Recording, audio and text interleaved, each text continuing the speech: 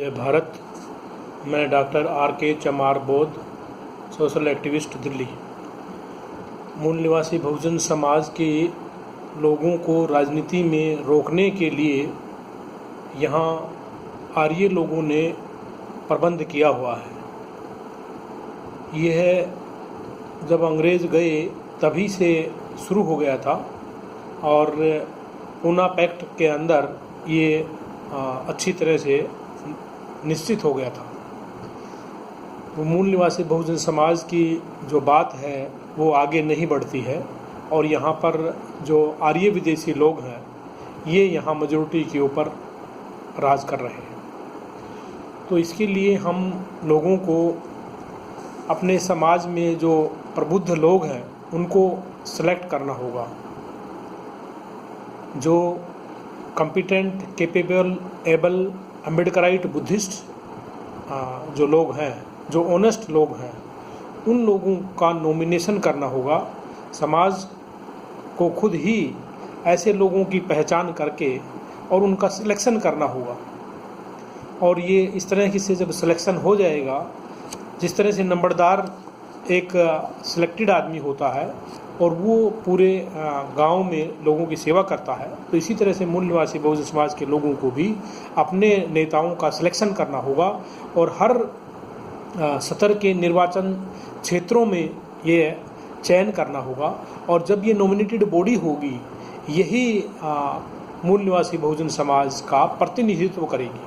क्यों?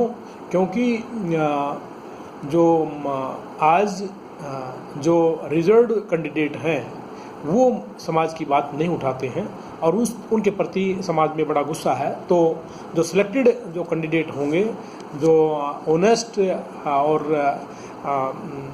जो लेबोरियस जो कैंडिडेट हैं वो समाज के इश्यूज़ को उठाएंगे और वो समाज के इश्यूज़ को उठाएंगे, साथ साथ में वो नेशनल इश्यूज़ को भी उठाएंगे।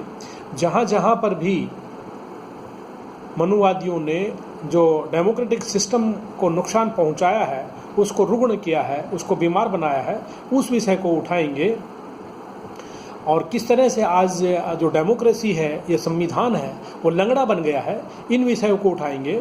और ये जो सभी लोगों के विषयों को उठाएंगे, यहाँ तक कि जनरल कास्ट के लोगों को के इशू भी उठाएंगे, क्योंकि उन लोगों में भी कोई दमखम नहीं है।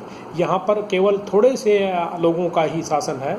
हम कह सकते हैं कि इंडिया के अंदर जो एक किस्म से ओलिगार्की है और यहाँ जो चंद जो बदमाश लुटेरे किस्म के जो लोग हैं वो शासन सत्ता में है।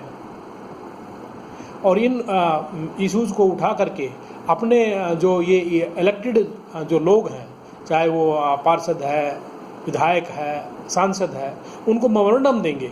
और यदि वो काम नहीं करेंगे तो फिर जनता के बीच में आकर के ये सिलेक्टेड लोग, ये नॉमिनेटेड लोग, ये शैडो प्रतिनिधि जनता के बीच में आकर के बताएंगे कि हम तुम्हारे विधायक से मिले थे, हम तुम्हारे सांसद से मिले थे और हमने ये मुद्दे उनके पास में रखे थे, लेकिन उन्होंने आज तक कोई काम नहीं किया।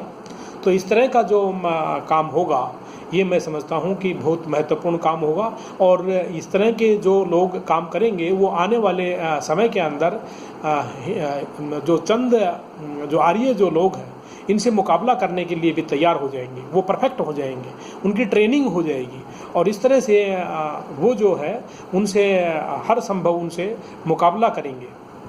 तो मैं समझता हूँ कि ये एक बहुजन समाज के लिए बौद्ध बूटी का कार्य करेगा और ये हम लोगों को जल्दी ही कर लेना चाहिए। क्योंकि हम देखते हैं जब चुनाव आता है तो जो बड़े बड़े राजनीतिक जो दल हैं उनको कैंडिडेट नहीं मिलता है, उनको कोई उम्मीदवार नहीं मिलता, ना विधानसभा के लिए ना लोकसभा के लिए। तो फिर वो उनकी बोली लगा करके पैराशूट की तरह से कैंडिडेट को उतारते हैं। तो जब ये हमारे स्थायी नॉमिनेटेड सिलेक्टेड जो लोग होंगे तो ये उनको अच्छे से मात देंगे और जनता के बीच में जो आते जाते रहने वाले सिलेक्टेड और जो ये नॉमिनेटेड लोग होंगे, ये जो पैराशूट वाले जो कैंडिडेट हैं उनको अच्छे से मुकाबला कर पाएंगे।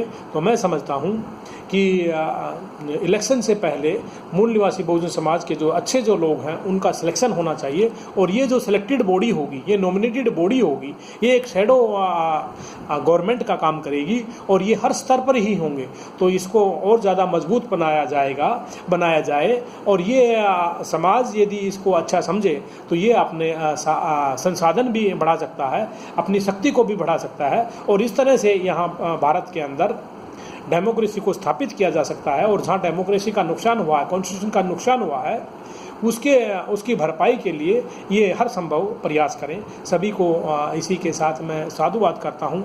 सभी को जय भीम, जय भारत, जय मूल निवासी, खुदा हाफिज़।